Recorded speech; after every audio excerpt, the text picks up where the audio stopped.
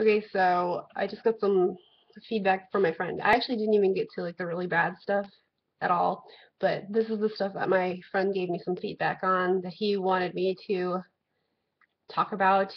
My friend says, I like most of the recent, I like the most recent one best. The first one is kind of common knowledge in quotation.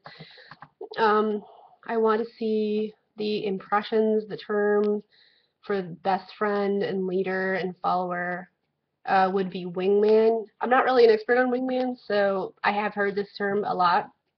The guy who goes over to the bar with his boy to help get his boy hooked up and give him the confidence to talk to the chick doesn't need to be all that big. Okay. Um, um, okay, so I don't have a problem with guys helping other guys to have confidence, to get to know women. I think that's totally fine, and that you should be there for your friends and all that stuff, and that's totally okay, right? Probably what you should do is sort of humanize everything so that you can make it easy for or put it into perspective for the man. Like if there's a guy who really wants to meet women and get to know women, if all you're wanting to do is just sexual gratification, like you're better off just going to Atlantic City or something. Oh, because teaching some of the things that I'm probably going to have to eventually tell, um, it's bad. And I didn't even get to it yet. My friend wants me to talk about wingman. I don't know. Wingman can mean a lot of things to a lot of people.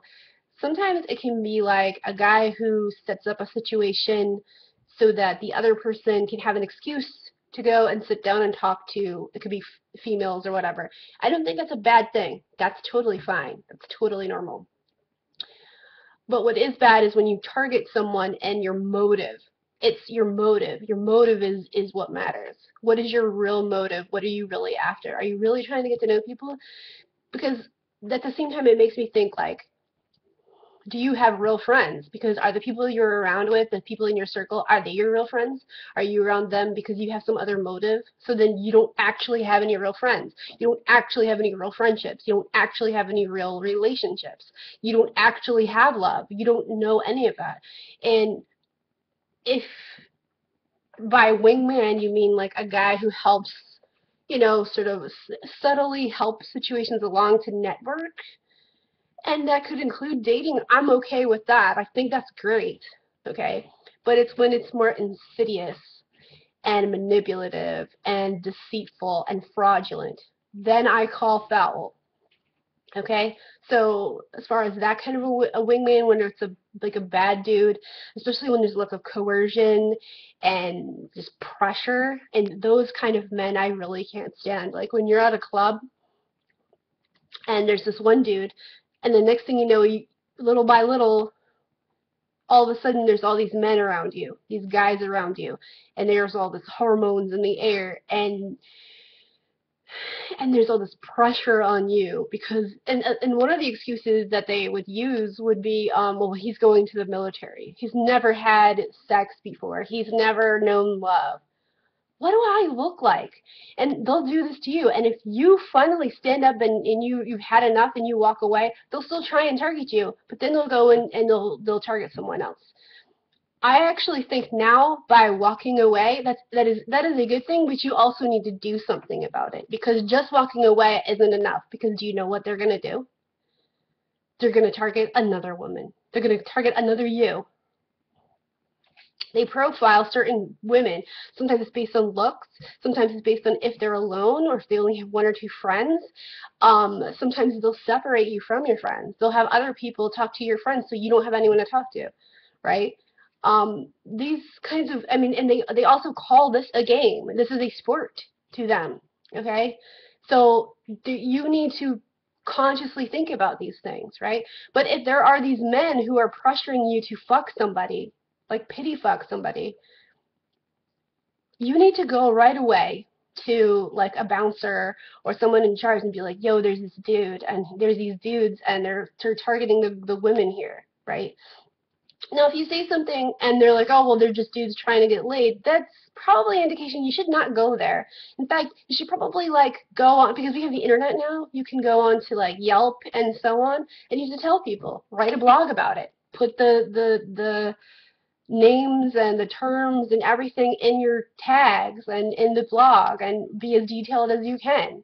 Also, I think we should do is, you know, tell who you are, and like this was my experience, and this is why it's wrong, and this is how it made me feel. Because this kind of there's the dark side of things is that it's dehumanizing, demoralizing. It's so that I don't have to think about you as a person anymore. You're a thing. You're an object. That's why we call it objectifying.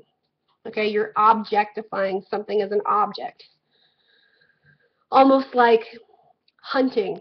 Why don't you just go hunting? Why don't you just go get a fishing license or a hunter's license and get a bow and learn some archery and just go hunting? If what you really want to do is go hunting, I mean, there's video games. Or if you don't really want to know the person, there's Atlantic City. Okay? There's Atlantic City. Okay? Get out of my face. And if you see another woman in a situation like that, you need to step in. And yes, if you're a girl, and yes, if you're a guy, step in and say something. Okay?